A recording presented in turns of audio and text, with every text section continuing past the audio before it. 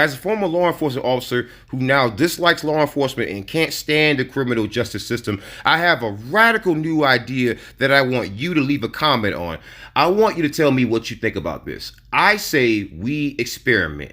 We go to select cities and we start a private security force, and we field this private security force with felons, people who were behind bars for a long time. I say the minimum should be five to 10 years. And we experiment with letting them become law enforcement in a private security force sense. Here's why I say this will work. And before we even start, I know some people in the comments are gonna say, well, what about this person or that person who's been accused of this and that crime or X or Y crime? It's gonna be by case basis. And so basically, the reason why I think this will be very, very successful is because I feel that felons understand the streets.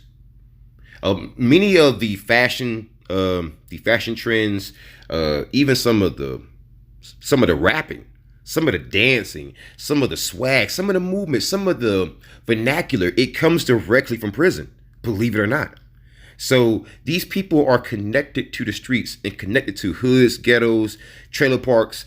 You know, it doesn't matter based on skin color. They understand these neighborhoods on a level that I don't think the general public could possibly understand.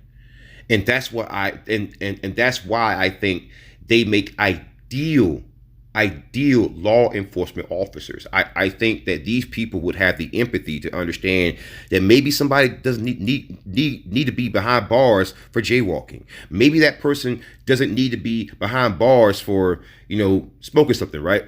Maybe that person doesn't need to be behind bars for a petty crime. Maybe there's a solution to this, because a prisoner is going to look for a non-violent solution before they look for violence, because behind bars, you better look for a non-violent solution before you go to violence.